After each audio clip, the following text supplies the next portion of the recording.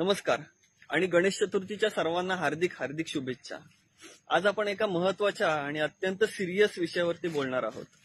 मला माफ करा की गणेश चतुर्थीच्या या मंगलमय दिवसांमध्ये हा एक सिरियस टॉपिक मी तुमच्या समोर घेऊन येतोय, पण आपण याकडे कानाडोळा नाही करू शकत। ज्या गोष्टीवरती आपण आज बोलणार आहोत त्याच्याबद्दल एक व्हिडिओ दाखवतो, तो पहा। الله يرحمه. قول إنا لله وإنا إليه راجعون. أحسنت. اللهم أجرني في المستدعى واخلف لي خيرا منها. أحسنت. اللهم أجرني في واخلف لي خيرا منها. الله يرحمه.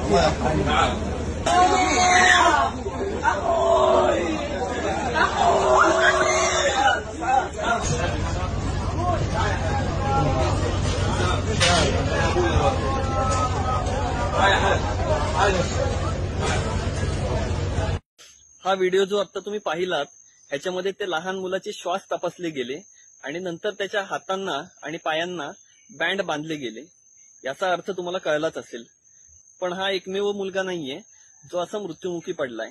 गाझामध्ये आतापर्यंत गेल्या 2 वर्षांमध्येच जवळपास 18,500 लहान मुलं मृत्युमुखी पडलेत एका नरसंहारामध्ये।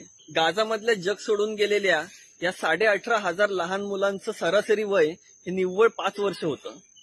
या 18,500 लहान मुलांना अखेरचा निरोप देण्यासाठी आपण चिपळूण येथे दिनांक 5 सप्टेंबरला दुपारी 3 ते 7 या वेळेत भेटतोय।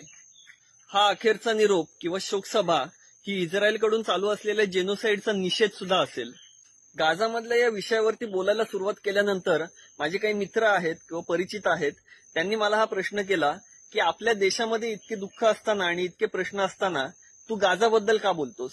तर माझं असं मत आहे यावरती की करुणा ही भावना तयार होण्यासाठी राष्ट्रीयत्व किंवा धर्माची सीमा असू नये।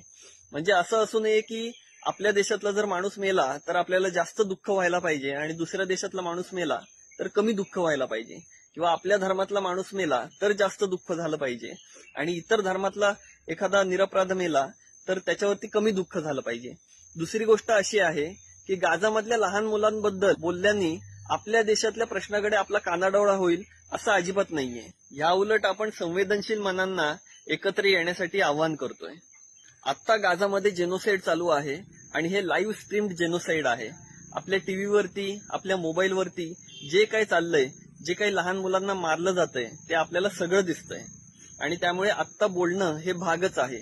कदाचित आज आपण नाही बोललो तर उद्याच्या इतिहासाच्या पुस्तकांमध्ये आपल्या मौनाचा अभ्यास केला जाईल की इतकं सगळं घडत असताना, हजारो लहान मुलांना मारलं जात असताना जग कसं शांत होतं याबद्दल अभ्यास केला जाईल।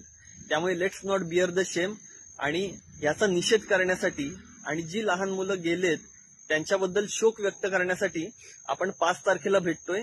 तुम्ही नक्की या। या कार्यक्रमासाठी आपल्याला अधिकाधिक व्हॉलंटियर्सची गरज आहे।